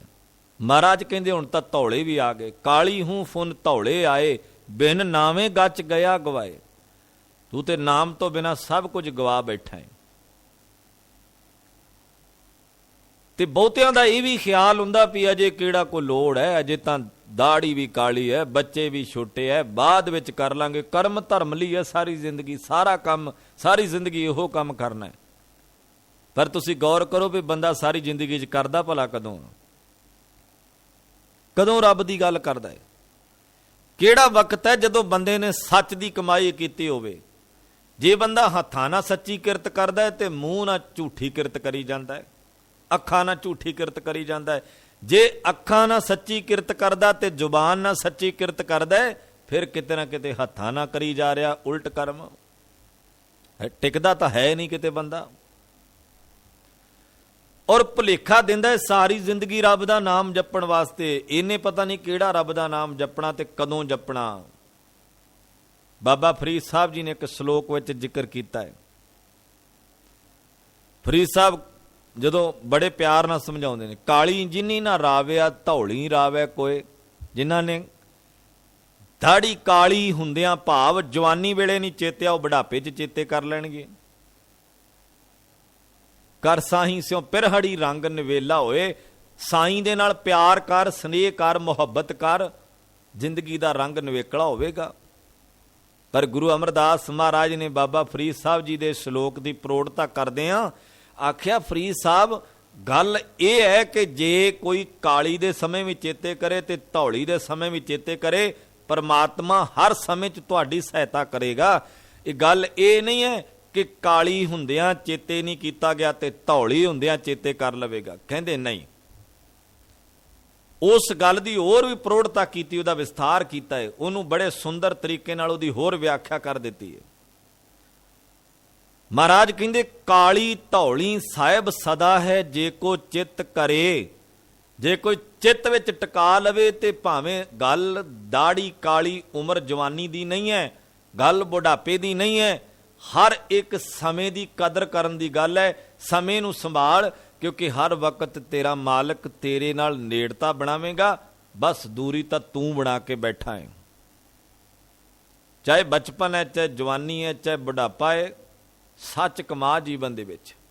ਕਮਾਈ ਸੱਚ ਦੀ ਕਰ, ਧਰਮ ਦੀ ਕਮਾਈ ਕਰ, ਧਰਮ ਜੀਵਨ ਵਿੱਚ ਕਮਾ। ਇਹ ਤੇਰਾ ਨਿੱਜੀ ਫਰਜ਼ ਹੋਣਾ ਚਾਹੀਦਾ। ਖੈਰ ਭਾਈ ਸਾਹਿਬ ਭਾਈ ਵੀਰ ਸਿੰਘ ਕਹਿੰਦੇ, ਮੈਂ ਸਮੇਂ ਨੂੰ ਰੋਕਿਆ, ਬੜਾ ਯਤਨ ਕੀਤਾ, ਮੈਂ ਫੜ ਫੜ ਰਹੀ ਤਾਰੀਕ ਸਮੇਂ ਖਿਸਕਾਈ ਕੰਨੀ। ਸਮਾਂ ਕੰਨੀ ਖਿਸਕਾ ਗਿਆ। ਮੈਂ ਬਚਪਨ ਵਿੱਚ ਸੀ ਤੇ ਜਵਾਨੀ ਆ ਗਈ, ਤੇ ਜਦੋਂ ਜਵਾਨੀ ਵਿੱਚ ਆਇਆ ਤੇ ਸੋਚਿਆ ਵੀ ਸ਼ਾਇਦ ਸਾਰੀ ਜ਼ਿੰਦਗੀ ਇਦਾਂ ਦੇ ਹੀ ਰਹਿਣਾ ਹੈ। ਪਰ ਮਹਾਰਾਜ ਕਹਿੰਦੇ, ਜਰ ਆਈ ਜੋਬਨ ਹਾਰਿਆ। ਜਰ ਦਾ ਅਰਥ ਹੁੰਦਾ ਬੁਢਾਪਾ। ਜਦੋਂ ਬੁਢਾਪਾ ਆ ਜਾਂਦਾ ਤੇ ਫਿਰ ਜੋਬਨ ਖਿਸਕ ਜਾਂਦਾ ਹੈ, ਚਲਿਆ ਜਾਂਦਾ ਹੈ। ਫਿਰ ਬੰਦਾ ਜੋਬਨ ਜਵਾਨੀ ਨੂੰ ਯਾਦ ਕਰ ਕਰਕੇ ਝੁਰਦਾ ਰਹਿੰਦਾ ਬੁਢਾਪੇ ਦੇ ਵਿੱਚ। ਕਿਧਰੇ ਅਸੀਂ ਵੀ ਜਵਾਨ ਹੁੰਦੇ ਸੀ, ਇਹਨਾਂ ਕੰਮ ਕਰ ਲੈਂਦੇ ਸੀ, ਇੰਨੀ ਮਿਹਨਤ ਕਰਦੇ ਸੀ, ਬੈਠਦੇ ਨਹੀਂ ਸੀ ਹੁੰਦੇ ਰਾਤ ਦਿਨ। ਇਦਾਂ ਦੀਆਂ ਉਦਾਹਰਨਾਂ ਬੰਦਾ ਪੇਸ਼ ਕਰਦਾ ਹੈ ਆਪਣੀ ਜਨਰੇਸ਼ਨ ਦੇ ਅੱਗੇ, ਇਉਂ ਗੱਲਾਂ ਕਰਦਾ ਹੈ। ਔਰ ਉਹਦੇ ਵਿੱਚ ਆਪਣੇ ਬੱਚਿਆਂ ਨੂੰ ਜਾਂ ਔਲਾਦ ਨੂੰ, ਆਪਣੇ ਨੌਜਵਾਨਾਂ ਨੂੰ ਤਾਂ ਇੱਕ ਪ੍ਰੇਰਨਾ ਦੇ ਰਿਹਾ ਹੁੰਦਾ ਹੈ ਪਰ ਉਹਦੀ ਪ੍ਰੇਰਨਾ ਦੇ ਨਾਲ ਨਾਲ ਉਹਨੂੰ ਆਪਣੀ ਜਵਾਨੀ ਦਾ ਵੀ ਰੋਣਾ ਆਉਂਦਾ ਵੀ ਮੇਰੀ ਜਵਾਨੀ ਕਿਉਂ ਚਲੇ ਗਈ, ਕਾਸ਼ ਮੈਂ ਉੱਦਾਂ ਦਾ ਹੀ ਰਹਿੰਦਾ, ਕਾਸ਼ ਮੇਰੇ ਜੀਵਨ ਵਿੱਚ ਕਿਧਰੇ ਵੀ ਬੁਢਾਪਾ ਨਾ ਆਉਂਦਾ। ਤਾਈਓਂ ਬਹੁਤ ਸਾਰੇ ਲੋਕ ਆਪਣੇ ਆਪ ਨੂੰ, ਆਪਣੀ ਬਜ਼ੁਰਗੀ ਨੂੰ ਛਿਪਾਉਂਦੇ ਨੇ, ਆਪਣੇ ਆਪ ਨੂੰ ਲੁਕਾ ਕੇ ਰੱਖਦੇ ਨੇ। ਬੇਈਆਂ ਸਬਜ਼ੀਆਂ ਤੇ ਦੁਕਾਨਦਾਰ ਪਾਣੀ ਮਾਰ ਕੇ ਸਾਫ਼ ਕਰਕੇ ਉੱਥੇ ਸਬਜ਼ੀਆਂ ਨੂੰ ਸਵਾਰ ਕੇ, ਕਈ ਤਾਂ ਦੁਕਾਨਦਾਰ ਬਤਾਊਆਂ ਨੂੰ, ਬੈਂਗਣ ਨੂੰ ਤੇਲ ਵੀ ਲਾ ਕੇ ਕੱਪੜੇ ਨਾਲ ਸਾਫ਼ ਕਰਕੇ ਰੱਖਦੇ ਨੇ, ਲਿਸ਼ਕਾ ਕੇ। ਕਿਉਂ ਰੱਖਦੇ ਭਲਾ? ਇਸ ਕਰਕੇ ਰੱਖਦੇ ਨੇ ਕਿ ਆਉਣ ਵਾਲਾ ਗਾਹਕ ਜਿਹੜਾ ਆਕਰਸ਼ਿਤ ਹੋ ਜਾਵੇ, ਇੱਕਦਮ ਉਹਨੂੰ ਪਤਾ ਲੱਗੇ ਵੀ ਇਹ ਤਾਂ ਸਬਜ਼ੀ ਤਾਜ਼ੀ ਟੁੱਟ ਕੇ ਆਈ ਹੈ। ਇਹ ਹੁੰਦਾ ਸੁਭਾਅ ਦੁਕਾਨਦਾਰ ਦਾ, ਕਿਉਂਕਿ ਉਹਨੇ ਦੁਕਾਨ ਦੇ ਆਪਣੀ ਚੀਜ਼ ਰੱਖ ਕੇ ਵੇਚਣੀ ਹੁੰਦੀ ਹੈ। ਜਿਹੜੇ ਲੋਕ ਅਕਸਰ ਬਜ਼ੁਰਗੀ ਨੂੰ ਛੁਪਾ ਕੇ ਆਪਣੀ ਜਵਾਨੀ ਦੁਨੀਆ 'ਚ ਪ੍ਰਗਟ ਕਰਨੀ ਚਾਹੁੰਦੇ, ਉਹ ਕੀ ਦੱਸਣਾ ਚਾਹੁੰਦੇ ਨੇ? ਉਹਨਾਂ ਨੇ ਕਿਧਰੇ ਜਿਸਮਾਂ ਦੀ ਮੰਡੀ ਥੋੜੀ ਲਾਉਣੀ ਹੁੰਦੀ ਹੈ। ਗੱਲ ਸਮਝਣ ਵਾਲੀ ਹੈ, ਮਾਫ ਕਰਨਾ, ਸ਼ਬਦ ਭਾਵੇਂ ਥੋੜਾ ਕੜਵੇ ਹੋਣਗੇ। ਜਿਹੜੇ ਲੋਕ ਅਕਸਰ ਹੀ 60 ਸਾਲ 70 ਸਾਲ ਦੀ ਉਮਰ ਦੇ ਵਿੱਚ ਕੇਸ ਚਿੱਟੇ ਵੀ ਹੋ ਜਾਣ ਤੇ ਉਹਨਾਂ ਨੂੰ ਛੁਪਾ ਕੇ ਕਾਲੇ ਦਿਖਾਉਣ ਦੀ ਕੋਸ਼ਿਸ਼ ਕਰਦੇ ਨੇ। ਧੀਆਂ ਪੁੱਤਰ ਬੱਚੇ ਜਵਾਨ ਹੋ ਜਾਂਦੇ ਨੇ, ਆਪਣੇ ਬਰਾਬਰ ਹੋ ਜਾਂਦੇ ਨੇ, ਫਿਰ ਵੀ ਉਹ ਕਹਿਣ ਵੀ ਸਾਡੇ ਕੇਸ ਚਿੱਟੇ ਦਿਸਣੇ ਨਹੀਂ ਚਾਹੀਦੇ। ਫਿਰ ਉਹ ਕੀ ਦੱਸਣਾ ਚਾਹੁੰਦੇ ਨੇ? ਹੁਣ ਤਾਂ ਸਬਜ਼ੀ ਬੇਹੀ ਹੋ ਗਈ ਹੈ, ਹੁਣ ਤਾਂ ਇਹ ਤਾਜ਼ੀ ਨਹੀਂ ਹੋ ਸਕਦੀ। ਜਿਹੜੀ ਸਬਜ਼ੀ 3-4 ਦਿਨ ਹੋ ਗਏ ਟੁੱਟੀ ਪਈ ਨੂੰ, ਉਹਨੂੰ ਤਾਂ ਲੋਹਾਂ ਨੇ ਸੁਕਾ ਵੀ ਦਿੱਤਾ ਹੈ, ਉਹ ਹੁਣ ਤਾਜ਼ੀ ਥੋੜੀ ਹੋਵੇਗੀ। 70 ਸਾਲ ਦੀ ਜ਼ਿੰਦਗੀ ਬਤੀਤ ਕਰਨ ਤੋਂ ਬਾਅਦ ਕੇਸ ਕਾਲੇ ਕਰਨ ਵਾਲਿਆ, ਇੰਨੀ ਕੁ ਗੱਲ ਯਾਦ ਰੱਖੀ ਵੀ ਤੂੰ ਹੁਣ ਜਵਾਨੀ 'ਚ ਨਹੀਂ ਆ ਸਕਦਾ, ਕੇਸ ਹੀ ਕਾਲੇ ਕਰ ਸਕਦਾ। ਤੇਰੇ ਕੋਲ ਉਹ ਹੁਨਰ ਨਹੀਂ ਆਵੇਗਾ ਜਿਹੜਾ ਪਹਿਲਾਂ ਸੀ, ਜਿੰਨਾ ਤੂੰ ਭੱਜ ਨੱਠ ਕਰਦਾ ਸੀ, ਕੰਮਕਾਰ ਕਰਦਾ ਸੀ, ਤੇਰੇ ਜ਼ਮੀਨ ਤੇ ਪੈਰ ਨਹੀਂ ਸਨ ਲੱਗਦੇ। ਉਹ ਦੁਬਾਰਾ ਹਾਲਾਤ ਨਹੀਂ ਤੇਰੇ ਵਾਸਤੇ ਬਣਨਗੇ। ਤੂੰ ਕੋਸ਼ਿਸ਼ ਕਰਦਾ ਹੈ ਪਰ ਨਹੀਂ ਗੱਲ ਬਣੇਗੀ।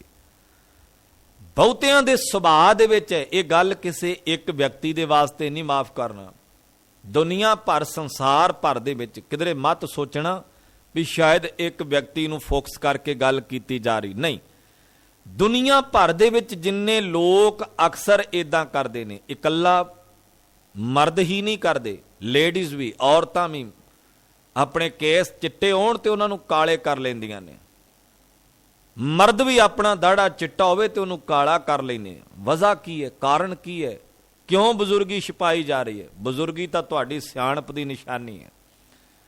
ਬਜ਼ੁਰਗੀ ਤਾਂ ਤੁਹਾਨੂੰ ਸਮਾਜ ਵਿੱਚ ਸਤਿਕਾਰ ਦਿਵਾਉਂਦੀ ਹੈ। ਬਜ਼ੁਰਗੀ ਕਰਕੇ ਤਾਂ ਤੁਸੀਂ ਸਿਆਣੇ ਆਖੇ ਜਾਂਦੇ ਹੋ।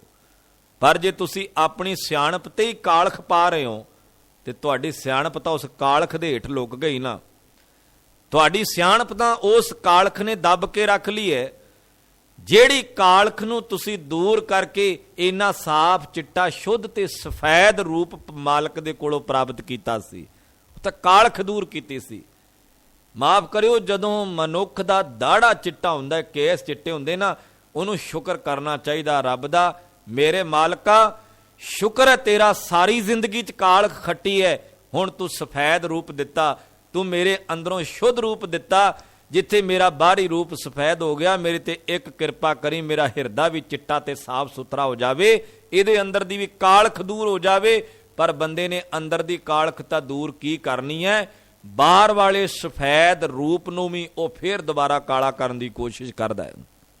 ਖੈਰ, ਸਮਾਂ ਗੁਜ਼ਰ ਜਾਂਦਾ, ਮੈਂ ਅਰਜ਼ ਕਰ ਰਿਹਾ ਸੀ, ਮਹਾਰਾਜ ਨੇ ਬਾਣੀ ਵਿੱਚ ਆਖਿਆ, ਜਨਮ ਸਿਰਾਨੋ ਪੰਥ ਨਾ ਸਮਾਰਾ। ਵੀ ਜਨਮ ਤੇ ਲੰਘਦਾ ਜਾ ਰਿਹਾ, ਬੀਤਦਾ ਜਾ ਰਿਹਾ, ਪਲ ਪਲ ਕਰਕੇ, ਛਿਨ ਛਿਨ ਔਦ ਬਿਹਾਤ ਹੈ, ਫੂਟੇ ਘਟ ਜਿਉਂ ਪਾਣੀ। ਘਟ ਕਹਿੰਦੇ ਨੇ ਘੜੇ ਨੂੰ, ਫੂਟੇ ਦਾ ਅਰਥ ਹੈ ਤਿੜਕਿਆ ਹੋਇਆ ਘੜਾ, ਜਿਹਨੂੰ ਤੇੜ ਆਈ ਹੋਵੇ, ਘੜੇ ਨੂੰ ਤਰੇੜ ਆਈ ਹੋਵੇ। ਘੜੇ ਵਿੱਚ ਪਾਣੀ ਪਾਓ ਤੇ ਘੜੇ ਦੇ ਵਿੱਚੋਂ ਪਾਣੀ ਸਾਰਾ ਹੀ ਨਿਕਲ ਜਾਂਦਾ ਸਹਿਜੇ ਸਹਿਜੇ, ਕਿਉਂਕਿ ਤਰੇੜ ਆਈ ਸੀ ਨਾ।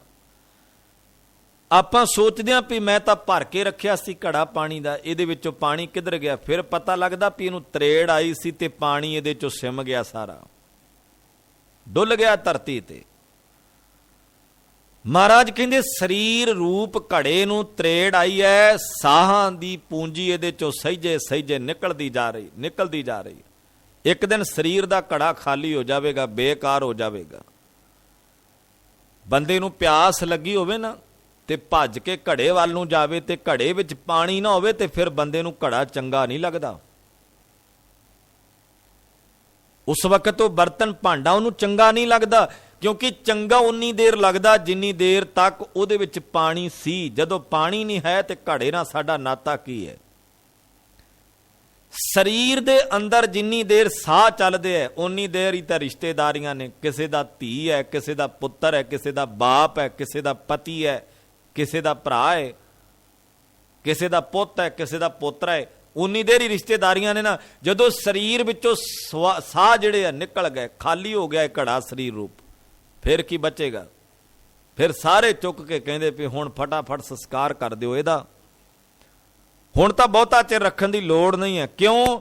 ਕਿਉਂਕਿ ਇਹ ਘੜਾ ਖਾਲੀ, ਇਹਦੇ ਵਿੱਚ ਪਾਣੀ ਨਹੀਂ ਹੈ। ਇਹ ਸਰੀਰ ਖਾਲੀ ਹੋ ਗਿਆ, ਇਹਦੇ ਵਿੱਚ ਸਾਹ ਨਹੀਂ ਗੇ ਚੱਲਦੇ। ਮਹਾਰਾਜ ਨੇ ਇੱਕ ਦੀ ਨਹੀਂ ਗੱਲ ਕੀਤੀ। ਸਤਿਗੁਰੂ ਕਹਿੰਦੇ ਵਾਰੀ ਆਪੋ ਆਪਣੀ ਚੱਲੇ ਮਸਾਇਕ ਸੇਖ। ਬੜੇ ਘੜੇ ਖਾਲੀ ਹੋ ਗਏ, ਸਾਹਾਂ ਦੀ ਪੂੰਜੀ ਖਤਮ ਹੋ ਗਈ। ਤੇ ਗਰੀਬ ਨਵਾਜ ਕਹਿੰਦੇ ਛਿਨ ਛਿਨ ਔਦ ਬਿਹਾਤ ਹੈ, ਪਲ ਪਲ ਕਰਕੇ ਉਮਰ ਬਤੀਤ ਹੁੰਦੀ ਜਾ ਰਹੀ। ਪਲ ਪਲ ਕਰਕੇ, ਇੱਕ ਛਿਨ ਛਿਨ ਕਰਕੇ ਕਿਵੇਂ ਬਤੀਤ ਹੁੰਦੀ ਹੈ? ਫੂਟੇ ਘੱਟ, ਜਿਉਂ ਪਾਣੀ, ਜਿਵੇਂ ਫੁੱਟੇ ਹੋਏ ਘੜੇ ਵਿੱਚੋਂ ਪਾਣੀ ਨਿਕਲ ਜਾਂਦਾ ਹੈ, ਇਦਾਂ ਉਮਰ ਸਾਹ ਇੱਕ ਇੱਕ ਕਰਕੇ ਸਾਡੀ ਉਮਰ ਜਿਹੜੀ ਹੈ ਲੰਘਦੀ ਜਾ ਰਹੀ ਹੈ, ਬਤੀਤ ਹੁੰਦੀ ਜਾ ਰਹੀ ਹੈ। ਸਰੀਰ ਰੂਪ ਘੜਾ ਖਾਲੀ ਹੁੰਦਾ ਜਾ ਰਿਹਾ ਹੈ। ਪਾਤਸ਼ਾਹ ਕਹਿੰਦੇ ਜਨਮ ਸਿਰਾਨੋ ਪੰਥ ਨਾ ਸਮਾਰਾ। ਜਨਮ ਬੀਤਦਾ ਜਾ ਰਿਹਾ ਹੈ, ਪੰਥ ਦਾ ਅਰਥ ਹੁੰਦਾ ਰਸਤਾ। ਆਪਣਾ ਰਾਹ ਤੂੰ ਸਾਫ਼ ਨਹੀਂ ਕੀਤਾ। ਜਿੰਦ ਨਾ ਕਾਈ ਮੇਖ, ਇੱਕ ਵੀ ਜਿੰਦ ਨੂੰ ਤੂੰ ਟਾਂਕਾ ਨਹੀਂ ਲਾਇਆ, ਇੱਕ ਵੀ ਜਿੰਦ ਨੂੰ ਤਰੋਪਾ ਨਹੀਂ ਲਾਇਆ, ਇੱਕ ਵੀ ਜਿੰਦ ਨੂੰ ਯਤਨ ਨਹੀਂ ਕੀਤਾ ਵੀ ਇਹਨੂੰ ਮੈਂ ਜੋੜ ਲਵਾਂ। ਇਹ ਤਾਂ ਤੇਰੀ ਜ਼ਿੰਦਗੀ ਰੂਪ ਗੋਦੜੀ ਤਾਂ ਫਟੀ ਹੋਈ ਹੈ, ਜੀਵਨ ਰੂਪ ਗੋਦੜੀ ਤਾਂ ਤੇਰੀ ਫਟੀ ਹੋਈ ਹੈ। ਬਾਕੀ ਪਹਿਨਣ ਵਾਲੀ ਗੋਦਨੀ ਤੂੰ ਹਜ਼ਾਰਾਂ ਟਾਂਕੇ ਲਾ ਕੇ ਬੈਠਾ ਹੈ, ਪਰ ਇਹ ਤਾਂ ਫਟੀ ਹੋਈ ਹੈ। ਜਿੰਦ ਦਾ ਤੇ ਤੂੰ ਖਿਆਲ ਕੀਤਾ ਹੀ ਨਹੀਂ। ਦੁੱਖ ਤਾਂ ਜਿੰਦ ਸਹਾਰਦੀ ਹੈ, ਸਰੀਰ ਨਹੀਂ ਸਹਾਰਦਾ। ਗੌਰ ਕਰਿਓ, ਬੰਦੇ ਦਾ ਸਰੀਰ ਨਰੋਆ ਹੁੰਦਾ ਹੈ, ਪਰ ਨਰੋਏ ਸਰੀਰ ਦੇ ਵਿੱਚ ਜਦੋਂ ਮਨ ਦੁਖੀ ਹੋਵੇ ਤੇ ਸਮਝ ਲਓ ਉਹਦੀ ਜਿੰਦ ਸੂਲਾਂ ਤੇ ਟੰਗੀ ਹੋਈ ਹੈ। ਅੰਦਰੋਂ ਜਦੋਂ ਬੰਦਾ ਦੁਖੀ ਹੋਵੇ ਨਾ, ਉਦੋਂ ਜ਼ਿੰਦਗੀ ਜਿਹੜੀ ਸੂਲਾਂ ਤੇ ਬਤੀਤ ਹੋ ਰਹੀ ਹੈ, ਉਹ ਅੰਦਰੋਂ ਦੁਖੀ ਹੈ। ਸਰੀਰ ਤਾਂ ਬੜਾ ਨਰੋਆ ਹੈ, ਸਰੀਰ ਤੇ ਤੰਦਰੁਸਤ ਹੈ। ਮਹਾਰਾਜ ਬਾਣੀ 'ਚ ਜ਼ਿਕਰ ਕਰਦੇ ਨੇ, ਕਹਿੰਦੇ ਪੰਥ ਨਾ ਸੁਮਾਰਾ, ਤੂੰ ਜ਼ਿੰਦਗੀ ਦਾ ਰਸਤਾ ਸਾਫ਼ ਹੀ ਨਹੀਂ ਕੀਤਾ। ਸਾਂਝ ਪਰੀ ਦਾਹ ਦਿਸ਼ ਅੰਧਿਆਰਾ, ਜਿਵੇਂ ਸੂਰਜ ਜਦੋਂ ਅਸਤ ਹੁੰਦਾ ਹੈ ਨਾ, ਸ਼ਾਮਾਂ ਪੈਂਦੀਆਂ ਤੇ ਪੰਛੀ ਵੀ ਇੱਕ ਦੂਜੇ ਨਾਲ ਗੱਲਾਂ ਕਰਦੇ ਨੇ, ਇੱਕ ਦੂਜੇ ਨਾਲ ਬੋਲਦੇ ਨੇ, ਤੇ ਪੰਛੀਆਂ ਦੀ ਆਪਣੀ ਬੋਲੀ ਵਿੱਚ ਉਹ ਇੱਕ ਦੂਜੇ ਨੂੰ ਕਹਿੰਦੇ ਨੇ ਵੀ ਹੁਣ ਸੂਰਜ ਅਸਤ ਹੋ ਰਿਹਾ, ਵੀ ਚਲੋ ਆਪੋ ਆਪਣੇ ਆਲਣਿਆਂ ਨੂੰ ਚੱਲੀਏ। ਆਪਾਂ ਇੱਕ ਦੂਜੇ ਨਾਲ ਗੱਲਾਂ ਕਰਦੇ ਨੇ ਵੀ ਬਥੇਰਾ ਸਮਾਂ ਹੋ ਗਿਆ ਆਪਾਂ ਨੂੰ ਚੋਗ ਚੁਗਦਿਆਂ ਨੂੰ। ਸਵੇਰ ਦੇ ਆਏ ਸੀ, ਚੋਗ ਚੁਗ ਲਿਆ, ਜਿੰਨਾ ਕੁ ਆਪਾਂ ਖਾਣਾ ਸੀ ਖਾ ਲਿਆ ਹੈ, ਹੁਣ ਤਾਂ ਸੂਰਜ ਡੁੱਬ ਰਿਹਾ ਹੈ, ਆਪੋ ਆਪਣੇ ਆਲਣਿਆਂ ਨੂੰ ਚੱਲੀਏ। ਆਪਾਂ ਜਾ ਕੇ ਆਪਣੇ ਘਰਾਂ ਨੂੰ ਦੇਖੀਏ, ਜਾ ਕੇ ਪਹੁੰਚੀਏ ਆਪਣੇ ਘਰਾਂ ਨੂੰ। ਕਿਉਂਕਿ ਉਹਦਾ ਕਾਰਨ ਸੀ ਕਿ ਰਾਤ ਪੈ ਰਹੀ ਹੈ, ਸੂਰਜ ਅਸਤ ਹੋ ਗਿਆ, ਰੈਣ ਆਉਣ ਵਾਲੀ ਹੈ, ਰਾਤ ਦੀ ਆਮਦ ਹੋ ਰਹੀ ਸੀ। ਪੰਛੀ ਤਿਆਰ ਹੋ ਗਏ ਆਪਣੇ ਘਰਾਂ ਨੂੰ। ਜਨਮ ਸਿਰਾਨੋ ਪੰਥ ਨਾ ਸਮਾਰਾ, ਸਾਂਝ ਪਰੀ ਦਾ ਦਿਸ਼ ਅੰਧਿਆਰਾ। ਸਾਂਝ ਕਹਿੰਦੇ ਨੇ ਰਾਤ ਨੂੰ, ਸ਼ਾਮਾਂ ਪੈ ਰਹੀਆਂ ਨੇ, ਦਹ ਦਿਸ਼ ਅੰਧਿਆਰਾ, ਚਾਰੇ ਪਾਸੇ ਹਨੇਰਾ ਹੋਣ ਵਾਲਾ ਹੈ। ਭਗਤ ਰਵਿਦਾਸ ਸਾਹਿਬ ਕਹਿੰਦੇ ਤੇਰੀ ਜ਼ਿੰਦਗੀ ਦੀ ਰਾਤ ਪੈ ਰਹੀ ਹੈ, ਚਾਰ ਚਫੇਰੇ ਤੈਨੂੰ ਹਨੇਰਾ ਹੋਣ ਵਾਲਾ ਦਿਸਦਾ ਹੀ ਨਹੀਂ ਹੈ। ਤੈਨੂੰ ਅਲਾਰਮ ਦੇ ਰਹੀ ਹੈ ਬਾਣੀ, ਕਹਿੰਦੇ ਤੇਰੀ ਜ਼ਿੰਦਗੀ ਦੀ ਰਾਤ ਪੈਣ ਵਾਲੀ ਹੈ। ਜਿਹੜਾ ਅੰਦਰ ਜਗਦਾ ਸੂਰਜ ਹੈ ਇਹ ਡੁੱਬ ਜਾਵੇਗਾ। ਜਦੋਂ ਅੰਦਰਲਾ ਸੂਰਜ ਡੁੱਬ ਗਿਆ, ਸਾਹਾਂ ਦਾ ਸੂਰਜ ਡੁੱਬ ਗਿਆ, ਤੇ ਸਮਝ ਲਵੀਂ ਉਦੋਂ ਹਨੇਰਾ ਸ਼ੁਰੂ ਹੋ ਗਿਆ। ਕਹਿਣ ਲੱਗੇ ਨੇੜੇ ਹੀ ਹੈ, ਸ਼ਾਮਾਂ ਪੈ ਗਈਆਂ ਨੇ, ਸਾਂਝ ਪਰੀ ਦਾਹ ਦਿਸ਼ ਅੰਧਿਆਰਾ, ਤੈਨੂੰ ਕਿਸੇ ਪਾਸੇ ਵੀ ਕੁਝ ਨਹੀਂ ਦਿਸੇਗਾ, ਅੱਖਾਂ ਬੰਦ ਹੋ ਜਾਣਗੀਆਂ। ਕਹੋ ਰਵਿਦਾਸ ਨਿਦਾਨ ਦੀਵਾਨੇ। ਭਗਤ ਰਵਿਦਾਸ ਸਾਹਿਬ ਜ਼ਿਕਰ ਕਰਦੇ ਨੇ, ਇਹੋ ਸ਼ਬਦ ਵਰਤਦੇ ਨੇ ਨਿਦਾਨੇ, ਓੜਕ ਨੂੰ, ਅਖੀਰ ਨੂੰ। ਕਹੋ ਰਵਿਦਾਸ ਨਿਦਾਨ ਦੀਵਾਨੇ, ਚੇਤਸ ਨਾਹੀ ਦੁਨੀਆ ਫਨ ਖਾਨੇ। ਇਹ ਤਾਂ ਦੁਨੀਆ ਫਿੱਲਾ ਹੋਣ ਵਾਲੀ ਹੈ, ਇਹ ਤਾਂ ਦੁਨੀਆ ਨਾਸ਼ ਤੋਂ ਰਹਿਤ ਨਹੀਂ ਹੈ, ਸਾਰੀ ਦੁਨੀਆ ਜਿਹੜੀ ਖਤਮ ਹੋਣ ਵਾਲੀ ਹੈ। ਫਨ ਖਾਨੇ ਦਾ ਅਰਥ ਹੈ ਫਨਾ ਹੋਣ ਵਾਲੀ। ਓੜਕ ਨੂੰ ਸਭਨਾਂ ਨੇ ਆਪਣੀ ਆਪਣੀ ਵਾਰੀ ਨਾਲ ਤੁਰਨਾ ਹੈ। ਵਾਰੀ ਆਪੋ ਆਪਣੀ ਚੱਲੇ ਮਸਾਇਕ ਸ਼ੇਖ। ਬੜੇ ਸ਼ੇਖ, ਬੜੇ ਬੜੇ ਧਰਮਾਤਮਾ, ਬੜੇ ਬੜੇ ਧਨੀ ਲੋਕ ਇਸ ਸੰਸਾਰ ਤੋਂ ਰੁਖਸਤ ਹੋ ਗਏ ਨੇ। ਤੇ ਭਗਤ ਫਰੀਦ ਸਾਹਿਬ ਜੀ ਨੇ ਇੱਕ ਧਾਰਮਿਕ ਵਿਅਕਤੀ ਨੂੰ ਸਾਹਮਣੇ ਰੱਖ ਕੇ ਗੱਲ ਸਮਝਾਈ। ਦੁਨੀਆ ਦੇ ਹਰ ਮਨੁੱਖ ਨੂੰ ਚੰਗੇ ਕੱਪੜੇ ਪਹਿਨ ਕੇ, ਸਿਲਾਈਆਂ ਕਰ ਕਰਕੇ, ਦਰਜੀ ਦੇ ਕੋਲ ਵੀ ਜਾ ਕੇ ਕਹਿਣਾ ਸਿਲਾਈ ਵਧੀਆ ਕਰਿਓ, ਵਧੀਆ ਟਾਂਕੇ ਲਾਇਓ, ਇਹਨੂੰ ਵਧੀਆ ਸਿਲਾਈ ਕਰਿਓ, ਵਧੀਆ ਧਾਗਾ ਲਾਇਓ, ਸੋਹਣਾ ਵਧੀਆ ਕੱਪੜਾ ਸਿਲਾਈ ਕਰਿਓ, ਤਾਂ ਕਿ ਮੇਰੇ ਤਨ ਤੇ ਪਹਿਨਿਆ ਹੋਇਆ ਫੱਬੇ। ਮਹਾਰਾਜ ਕਹਿੰਦੇ ਜਿਹੜਾ ਤਨ ਤੇ ਕੱਪੜਾ ਪਹਿਨਿਆ ਹੀ, ਇਹਨੂੰ ਤੇ ਹਜ਼ਾਰਾਂ ਟਾਂਕੇ ਲੱਗੇ ਨੇ, ਇਹਦੀ ਮਨਿਆਦ ਹੈ, ਪਰ ਤੇਰੀ ਜ਼ਿੰਦਗੀ ਨੂੰ ਤਾਂ ਇੱਕ ਵੀ ਟਾਂਕਾ ਨਹੀਂ ਲੱਗਾ ਧਰਮ ਦਾ, ਗੁਰਮਤ ਦਾ, ਕਿ ਇੱਕ ਵੀ ਗੰਢ ਨਹੀਂ ਲੱਗਾ ਤੇਰੀ ਜ਼ਿੰਦਗੀ ਨੂੰ। ਇਹ ਤਾਂ ਡਾਵਾਂ ਡੋਲ ਤੁਰੀ ਫਿਰਦੀ ਹੈ, ਇਹਦੇ ਵੱਲ ਵੀ ਜਰਾ ਕੁ ਧਿਆਨ ਦੇ।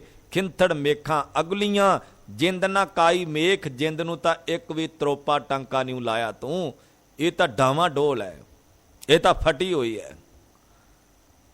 ਤੇ ਯਾਦ ਰੱਖੀ, ਸਮੇਂ ਦੀ ਸੰਭਾਲ ਕਰ। ਜੇ ਸਮਾਂ ਨਾ ਸੰਭਾਲਿਆ ਤੇ ਇਹ ਵੀ ਧਿਆਨ ਚ ਰੱਖੀ, ਵਾਰੀ ਆਪੋ ਆਪਣੀ ਚੱਲੇ ਮਸਾਇਕ ਸ਼ੇਖ। ਬੜੇ ਬੜੇ ਸ਼ੇਖ ਤੇ ਧਨੀ ਲੋਕ ਇਸ ਸੰਸਾਰ ਤੋਂ ਆਪਣੀ ਆਪਣੀ ਵਾਰੀ ਨਾਲ ਰੁਖਸਤ ਹੋ ਗਏ ਨੇ। ਗੁਰੂ ਕੇ ਪਿਆਰਿਓ, ਸੁਚੇਤ ਕੀਤਾ ਹੈ ਕਿ ਆਪਣੀ ਸਮੇਂ ਦੀ ਸੰਭਾਲ ਕਰ। ਇਹ ਜਿੰਦ ਨੂੰ ਵਿਲਕਦੀ ਨਾ ਛੱਡਿਆ ਕਰ। ਜੀ ਦਇਆ ਪ੍ਰਵਾਨ, ਇਹਦੇ ਤੇ ਦਇਆ ਕਰਿਆ ਕਰ ਆਪਣੀ ਜਿੰਦ ਤੇ। ਬੰਦਾ ਬਾਹਰ ਦੀ ਦਇਆ ਨੂੰ ਭੱਜਾ ਫਿਰਦਾ ਵੀ ਕਿਸੇ ਤੇ ਦਇਆ ਕਰਨੀ ਚਾਹੀਦੀ ਹੈ। ਮਹਾਰਾਜ ਕਹਿੰਦੇ ਪਹਿਲਾਂ ਆਪਣੇ ਆਪ ਤੇ ਤਾਂ ਤਰਸ ਕਰਕੇ ਵੇਖ। ਆਪ ਤੇ ਤੂੰ ਆਪਣੀ ਜਿੰਦ ਤੇ ਤਰਸ ਨਹੀਂ ਕਰਦਾ। ਜਿੰਦ ਤਾਂ ਡੋਲਦੀ ਰਹਿੰਦੀ ਹੈ, ਭਟਕਦੀ ਰਹਿੰਦੀ ਹੈ। ਇਹ ਜਿੰਦ ਤਾਂ ਦੁੱਖਾਂ ਵਿੱਚ ਪਾਈ ਹੋਈ ਹੈ, ਤੂੰ ਕਰਮ ਬੁਰੇ ਕਰ ਕਰਕੇ। ਮਹਾਰਾਜ ਕਹਿੰਦੇ ਪਹਿਲਾਂ ਇਹਦੇ ਤੇ ਤਰਸ ਕਰ, ਫਿਰ ਤਾਂ ਤੂੰ ਬਾਕੀਆਂ ਤੇ ਤਰਸ ਕਰੇਗਾ। ਜੇ ਤੂੰ ਆਪਣੇ ਆਪ ਤੇ ਤਰਸ ਨਹੀਂ ਕਰਦਾ ਤੇ ਕਿਸੇ ਦਾ ਭਲਾ ਤੂੰ ਕੀ ਕਰ ਸਕਦਾ ਹੈ। ਗੁਰੂ ਰਹਿਮਤ ਕਰੇ, ਸਾਨੂੰ ਪਾਵਨ ਬਾਣੀ ਦੀ ਵਿਚਾਰ ਸਾਡੀ ਸਮਝ ਵਿੱਚ ਆ ਜਾਵੇ ਤੇ ਅਸੀਂ ਸਮੇਂ ਦੇ ਕਦਰਦਾਨ ਹੋਈਏ, ਇੱਕ ਇੱਕ ਪਲ ਦੀ ਸੰਭਾਲ ਕਰੀਏ। ਕਿਉਂਕਿ ਬਾਣੀ ਆਖਦੀ ਹੈ ਹਰ ਪਲ ਤੇਰੀ ਜ਼ਿੰਦਗੀ ਦਾ ਬਹੁਤ ਕੀਮਤੀ ਹੈ। ਸੋਹਣਾ ਅਵਸਰ ਮਿਲਿਆ, ਤੈਨੂੰ ਸਮਾਂ ਮਿਲਿਆ ਹੈ, ਇਸ ਸਮੇਂ ਨੂੰ ਸੰਭਾਲ ਲੈ। ਕੀ ਪਤਾ ਦੁਬਾਰਾ ਮਾਨਸ ਜਨਮ ਤੈਨੂੰ ਮਿਲੇ ਕਿ ਨਾ ਮਿਲੇ। ਇਹ ਤਾਂ ਮਾਲਕ ਕਰਤੇ ਦੀਆਂ ਵਡਿਆਈਆਂ ਨੇ, ਤੇ ਉਹਦੀ ਵਡਿਆਈ ਨੂੰ ਮਾਣ ਲੈ। ਉਸ ਮਾਲਕ ਦੀ ਰਹਿਮਤ ਦਾ ਪਾਤਰ ਬਣ ਜਾ। ਜਿੰਨਾ ਕੁ ਸਮਾਂ ਤੈਨੂੰ ਮਿਲਿਆ, ਭੁੱਲ ਚੁੱਕ ਦੀ ਖਿਮਾ ਕਰਨੀ। ਆਪ ਸਭ ਦਾ ਧੰਨਵਾਦ, ਸ਼ੁਕਰ ਮਾਲਕ ਜੀ ਦਾ। ਗੁਰੂ ਰਹਿਮਤ ਕਰਨ, ਸਾਡੇ ਸਾਰਿਆਂ ਦੀ ਝੋਲੀ ਵਿੱਚ ਗੁਰਮਤਿ ਦੀ ਦਾਤ ਸਤਿਗੁਰੂ ਪਾਤਸ਼ਾਹ ਪਾ ਕੇ ਸਾਨੂੰ ਨਿਵਾਜਣ। ਬਾਣੀ ਤੇ ਬਾਣੇ ਦੇ ਨਾਲ ਸਾਨੂੰ ਪ੍ਰੇਮ ਪਿਆਰ ਬਖਸ਼ਿਸ਼ ਕਰਨ। ਆਓ ਸਾਰੇ ਰਲ ਕੇ ਗੁਰੂ ਫਤਿਹ ਨਾਲ ਸਾਂਝ ਕਰੋ। ਵਾਹਿਗੁਰੂ ਜੀ ਕਾ ਖਾਲਸਾ, ਵਾਹਿਗੁਰੂ।